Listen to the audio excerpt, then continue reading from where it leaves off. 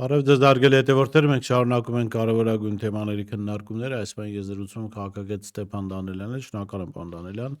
մեր հավելն ընդունելու համար։ Վերջին օրերին իշխանական ռոպագանդան տարբեր դեմքերի միջոցով, հայտնի դեմքերի միջոցով, եւ որ ամենակարևորն է հանրային հեռուստաընկերության հարթակ օգտագործելով փորձում է վերաշարադրել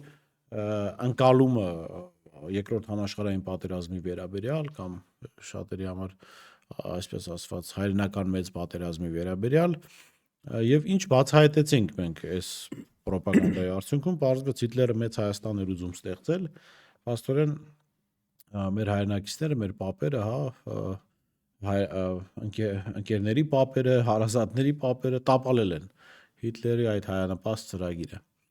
Իհարկե կարելի էր ծիծաղել անցնել առաջ, բայց սա արվում է պետական մակարդակով, չի կարող նպատակ չունենալ։ Ձեր գնահատմամբ որն է նպատակը, ելնելով ելակետային տվյալներից իրենց։ Նախ 39 թվականին, երբ որ Գերմանիան փորձում էր պայմանագիր կնքել Թուրքիայի հետ եւ որ Թուրքիան լինի իր դաշնակիցը եւ նրան խոստանում էր նոր տարածքներ, առաջերտին Էգեյան ծովում։ Այսինքն Թուրքիան հակառակը ինքը պետք է տարածքներ ձեռք բերել, բայց սա էական չի տվյալ դեպքում։ Էականը այն է, որ Հայաստանում կատարում է նույն բանը, ինչ որ կատարվել է ժամանակին Ուկրաինայում։ Հիմա տեսնում եք, չէ, Ուկրաինայում ինչ ջահերով երթեր են ելնում, ֆաշիստական սվաստիկա է օգտագործվում ռազմական որոշ միավորումների կողմից, Ազովը եւ այլն, նույնը ինչ որ Մերձբալթիկյան հանրապետությունում էր եղել, նաեւ Վրաստանում։ Եթե մենք ուշադիր հետևենք, ապա նույն քարոզչական թեզերն են օգտագործվում, որ ժամանակին Մերձբալթյանը ուզել է Գերմանիան ազատագրի, Ուկրաինային անկախություն է խոստացել եւ այլն։ Այդպես որ նա Հիտլեր անգամ ռուս ժողովրդին էր ուզում ազատագրել, հոդի գալիս Այո, եւ շատ ռուսներ, որոնք գերմանացիներին են ծառայում, նույն Վլասովը եւ այլն, իրենք Ռուսաստան ազատագրում էին վերազգային կամ հակազգային կոմունիստներից, այսինքն նաեւ Ռուսաստանն էին ազատագրում։ Ամբողջ հարցը այն է, որ նույն կետերն են գնում, նույն շարադրանքն է գնում, մոտավորապես նույնը, ինչ որ 18 թվականի ճակերտներով հեղափոխության ժամանակ, որտեղ նույնը կատարվել է ժամանակին Սերբիայում, Ուկրաինայում, Վրաստանում եւ տեսնում ենք նույն կետերը, նույն տեխնոլոգիաները, զինվորներին ծաղիկներ են տալիս, նրանց մոտ համբուրվում են զույգերը, Վրաստանը մեզ վերջի ժամանակները արդեն աղջիկներն էին համբուրվում եւ այլն, այսինքն դա ազատության խորհրդանիշն է, արևմուտք ազատություն է բերում, այսինքն այս նույն process-ն է եւ Հայաստանում հիմա փորձ է արվում այդ նույնը անել, բայց Հայաստանը մի քիչ ավելի դժվար է անել, բայց կյանքը ցույց է տալի, որ դա անհնար չի, այսինքն ըստ էության ռոպագանդայի իմաստը այն էր, որ հայ ժողովրդին զորով տարել են պատերազմի, բնականաբար բոլորին, նաև ռուսներին չեն հարցնում դուք ցանկանում եք, թե չէ, պատերազմը։ Ինչպես որ ժողովրդին են հարցնում, տանում են պատերազմի։ Եվ հայերին ստիպել են մեր շահերի դեմ ելնելով, նաև դա մեր շահերին չի բխել, եւ հայերը պարզվում է պետք է ազատագրվեին գերմանացիների կողմից, այսինքն ազատության խնդիր էր դրված, այսինքն նույն տեխնոլոգիա իրենց քարոզչական ներողություն քարոզչական գործիքներից մեկը ասաց, չէ՞, ասաց Գերմանիան պիտի գար տարածաշրջան ու անկախ Հայաստանի զորքերը գերմանական զորքերի հետ պիտի գերմանացիները Բուլղարիայից մենք այստեղից հուպ տանք ու Թուրքիան վերցնենք։ Պարզ է, ամենահետաքրքիրը այն է, որ դա կարող աշխատի եւ նաեւ հետաքրքիրը այն է, որ տվյալ ազնվորությունը գնդապետի զգեստով հագած այստեղ շքանշանների նշաններն են կախած եւ հարց է առաջանում, այդ ինչ պատերազմում է ինքը հաղթել, այդ ինչ զորահրամանատար է, որը ստրատեգ է եւ նաեւ ինքը այդ ստրատեգիայով համաշխարհային քաղաքականությունն է մեկնաբան, իմիջիայլոց դեռ բազմաթիվ սխալներ կային եւ միակողմանի այդ կարճ, ընդամենը կարճ ելույթում այս սխալները առաջերտին քաղաքական են։ Հիմա այդ զորավարը նստել է, բացատրում է, թե ինչպես վերաշարադրել պատմությունը այն ժամանակ, երբ որ ինքը պատերազմի ժամանակ վերաշարադրում էր իրականությունը եւ հայ ժողովրդին կեղծիքի մեջ Ասենք լավ, գոնե ուրիշ մարդու բերեին, խսեմ ստերը կամ կեղծիքները բացահայտելու համար։ Դե նման ռազմական ու քաղաքական ստրատեգ երևի գործող իշխանությունը չունի, այլ հարցը թե ինչի համար այդ ամեն ինչը արվում։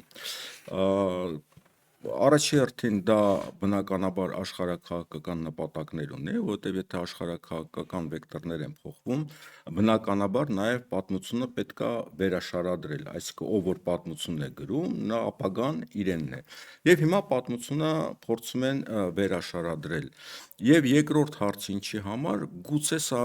ապագա ընտրությունների հետ որոշակի կախվածություն ունենա։ Ինչ են ասելու ընտրությունները։ Դե գործող իշխանությունը արդեն փորձում էր դաշնակիցների դաշտում խաղալ եւ արևմտամետներից ձայներ տանել, որտեղ մնացած բոլոր հնարավոր ձայները այդ թալանը հետ բերելու, կոռուպցիայի դեմ պայքար եւ այլն արդեն չի աշխատում։ Մարդկանց տնտեսական վիճակը գնալով ավելի վատանում է, մարդիկ ասում են, որ երկրում ամենաթողություն է, թոշակները չեն բարձրացել, կյանքը ավելի է վատացել,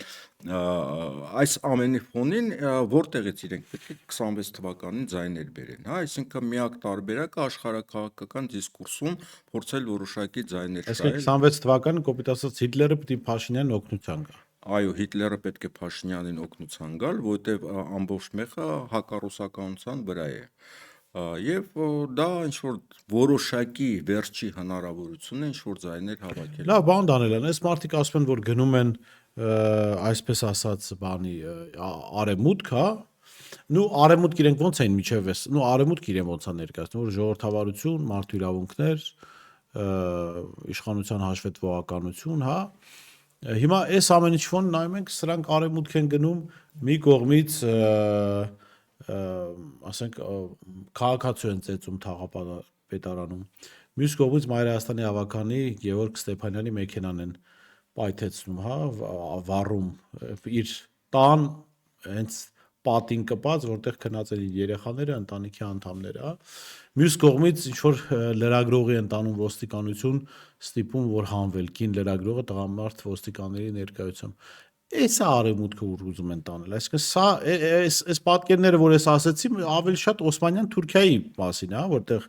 այնտեղ հայ կանանց չէ, մերկացնում էին, բռնաբարում էին կամ հայաստանցի այդտեղ ապրող այլ ժողովուրդների կանանց, չգիտեմ, իշխանավորները ծեծում էին քաղաքացիներին, հա, սա ավելի շատ Օսմանյան Թուրքիա է ոնց որ մեզ զում տանել։ Մի քիչ խորքից կանք։ Մինչև 2018 թվականը Հայաստանում շատերի գնահատմամբ քրեա օլիգարխիկ համակարգ է։ Որն է քրեա օլիգարխիկ համակարգի իմաստը, այն է, որ քաղաքական կուսակցություններ մասնակցում են ընտրություններին եւ ներկայանում են ընդդիմություն, ինչ որ ձայները միացնում են հետագայում իշխանությանը, կոալիցիա են կազմում եւ օգնում են, որպեսզի իշխանությունը վերարտադրվի։ Արդյունքում բաժանվում է զոնաների, չէ, ոլորտները, տարածքները եւ այլն եւ այլն։ 18 թվականից հետո ես կարծում եմ, որ քրեա օլիգարխիկ համակարգ չի եղել ավելի վատ համակարգ, որտեղ գոնեն համակարգը պատերազմում հաղթանակներ էր տարել, Հայաստանի տարածքը ավելի մեծ էր անվտանգության համակարգը այլ էր, բայց 18 թվականից հետո Հայաստանում ավելի վատ իշխանություն է հաստատվել, բայց դա մենք չենք կարող գնահատել որպես քրեա օլիգարխիկ համակարգ։ Երևանի ընտրություններից հետո 2003 թվականին հենց հիմա վերականգնում է քրեա օլիգարխիկ համակարգը,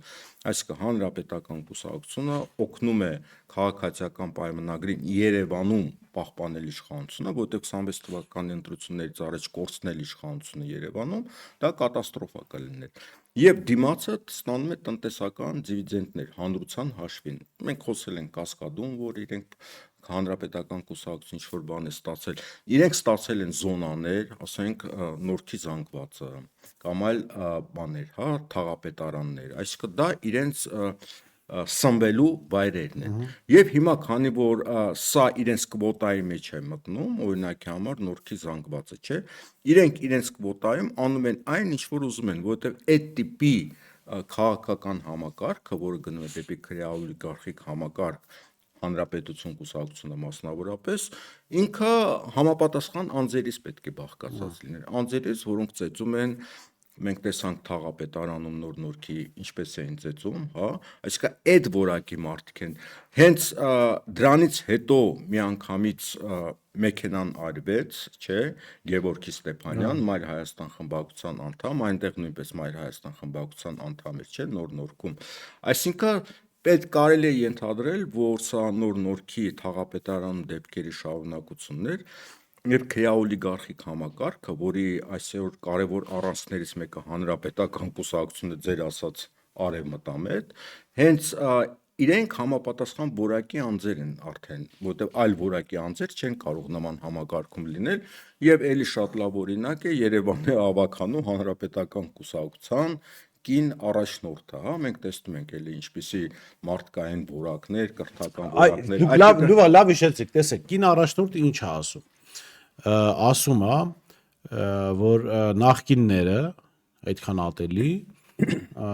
մարդկանց ծեծում էին դալաններում, մենք ծեծում ենք ուղիղ եթերում։ Նու ուզում ասի առաջընթաց կա։ Եվ այստեղ ես ոնց որ նայում եմ, այո, առաջընթաց կա։ Ծեծը մնացել է, բայց եվրոպական ստանդարտներին համապատասխանեցվել է, կա հաշվետվողականություն եւ թափանցիկություն։ Դա արդեն առաջընթաց։ Դուք պատկերացրեք սա պետքա ժողովրդավարության բան արձանագրել։ Բայց հիմա լավ գանք լրագրողին ինչ են համվածում։ Սա հասկացանք, այնտեղ քրեաօլիգարխիա է։ Սրա մասին կարծեմ նախորդ եթերին խոսել էինք նաև։ Լրագրողին ինչ են ծեծում։ Ներողություն համվածնում։ Սա ինչ են ուզում ցույց տալ, կին լրագրող, ասենք լավ, ձեզ հաճելի բաներ չի գրում կամ չի խոսում։ Բարիս խորհրդարանում իշխանության падգամավորներ ումից են վախենում։ Հա, երբ որ լրագրողներ են գալիս, մենք տեսնում ենք արդեն նյարդային տեսարաններ են լինում, հա, իրենք արդեն լրագրողներին չեն կարողում դիմանալ եւ լրագրողները հարձակվում են իշխանության ներկայացուցիչների վրա եւ հարցեր են տալի եւ բավականին ճակերտներով ասած վատ վիճակում են հայտնվում։ Այսինքն 26 թվականի ընտրություններից առաջ պետք է լրագրողները ստանան զգուշացումներ։ Ես կարծում եմ, սա երբ որ արդեն Երևանի ավականու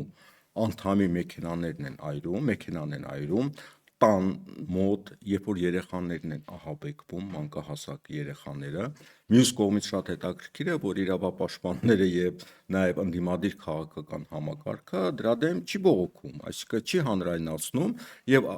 փաստորեն ճանապարհ է բացում, որ վաղը նաեւ իրենց Այսօր պատկերացնում եմ 18 թվականից առաջ ինչ որ կին լրագրողի համվածնեին, ինչ որ ընդդիմադիր ավականու անդամի մեքենա վառեին, հա, ինչ որ քաղաքացու թաղապետը ծեծեր, ինչ մակարդակի աղմուկ կբարձրան։ Սա մի կողմից ընդդիմության թերությունը համաձայն եմ ձեզ, բայց մյուս կողմից հիշում եք ովքեր էին աղմուկ բարձրացնողները։ Դրանք արևմուտքից ֆինանսավորվող կազմակերպություններ, չգիտեմ։ Մի մասը падգամավորներ են։ Հա,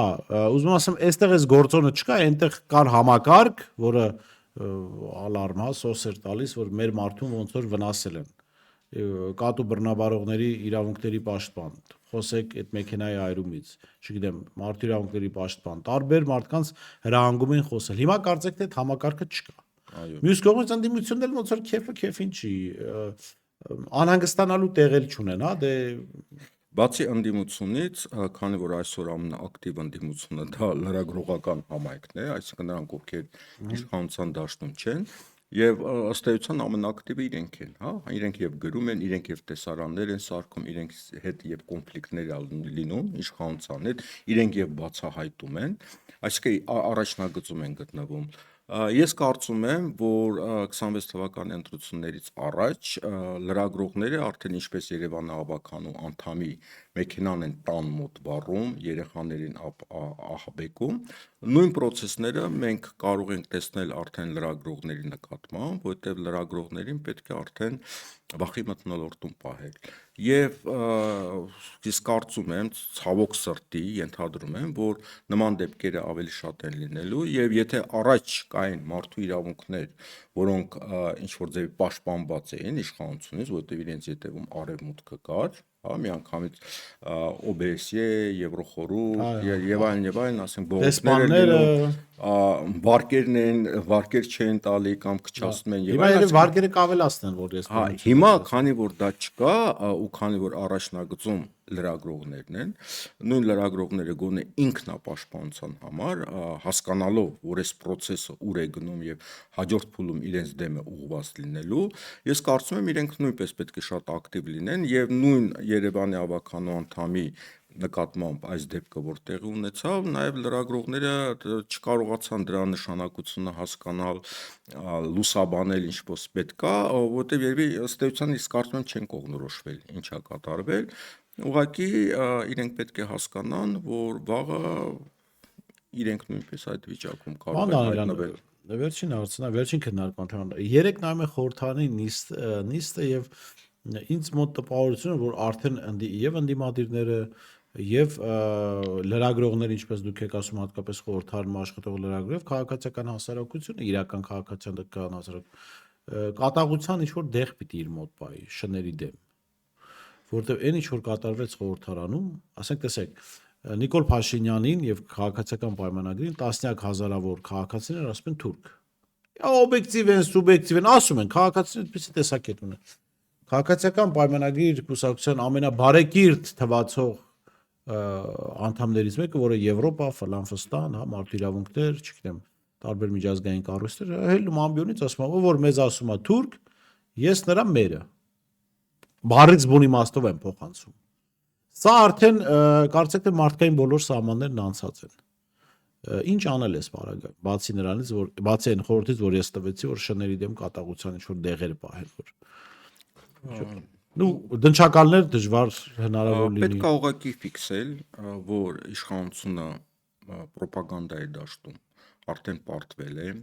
քաղաքական ապագայի պատկերներ չի կարողանում գծել հանրության համար եւ ներկայացնել,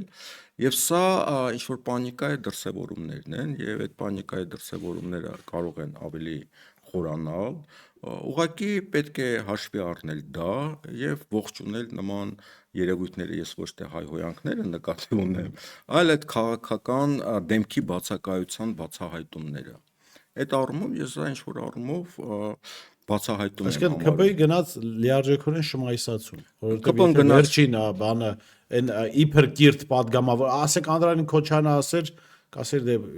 ով չգիտի Իրան ինքը ով է։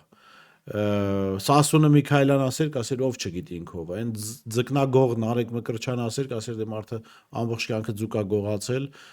բանակից էլ ինքնավնասումով է ազատվել, ինքնասպանության փորձ է արել, երեխանն էլ սմայլի կա դրել իր երեխան, կասեր դե մարդը եթե իր երեխանուն սմայլի կա դրում, դժվար հայոյանքից բացի ուրիշ բան իմանա։ Բայց երբ որ օրինակ կանում է Արսեն Թորոսյանը, առողջապահության նախարար է եղել, միջազգային կառույցների հետ աշխատել, ուրեմն արդեն լիարժեքորեն գնացին շմայսացում։ Մի բան է շմայսը, որը ինքը իր օրգանական դերակատարման մեջ էր գտնվում, ու դա կենսագրություններ, պատերազմ անցած մարդ, ու դա ինչ որ առումով ներդաշնակ էր իր էությանը եւ հասկանալի եւ ըմբռնելի։ Եթե դա անում են նախկին իրավապաշտպանները, նախկին ժողովրդավարները, հա, որտեղ այսօր իրենք հաստատ այդպեսին չեն, դա ուրեմն դառնում է շատ ծիծաղալի եւ ոչ համոզիչ, ոչ օրգանական եւ ոչ ներդաշնակ։ Ուղղակի այս դեպքերը մենք պետք է պատրաստենք, որ նման դեպքերը շատանալու են, շատ ենք մենք տեսնելու նման դեպքեր եւ բնականաբար հանրությունը կտեսնի, թե ովքեր են, որոնք քյաբաբ բերում են նախկին թալանացները եւ այլն, եւ եթե թալանացները բերել են, ինչի մարդկանց կյանքը չի լավացել, ինչի թոշակները չի բարձրացել, ինչի շատերը արդեն, որոնք 18 թվականին ակտիվ են եղել են այս իշխանության կողմից, իրենք հիասթափված են եւ ասում են մենք առաջ ավելի լավ էինք ապրում։ Սա ուղղակի քաղաքական գործընթացի տրամաբանության մեջ պետք է դիտարկել եւ դրանով արդեն նաեւ մյուսները պետք է հասկանան, որ այս իշխանության ավարտը արդեն եկել է եւ արդեն մտածեն ապագայում ինչ քաղաքական կառուցվածք կարող է ունենալ Հայաստանը։ Շնորհակալ եմ, պարոն։ Խնդրեմ։ Ես շնորհում զրուցում եմ Ստեփան Դանելյանի հետ, տեսություն կհանդիպենք։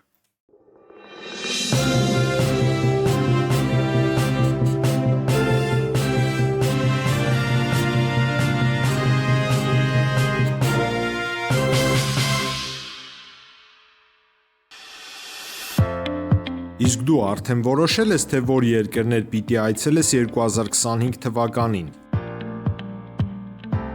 Եթե դու էլ ես հոգնել օրեր շարունակ հարցումների անպատասխան մնալուց, դիմիր Travel with N տուրիստական գործակալություն։ Սպասեցնել չեն տա, անմիջապես կստանաս լավագույն առաջարկները, տուրփաթեթներ, ավիատոմսեր, հյուրանոցների լայն ընտրանի, էքսկուրսիաներ, սոցփաթեթի սպասարկում եւ ամենակարևորը 24/7 ձևաչափով բարեհամբույր սպասարկում։ Travel with N 095 89 20 48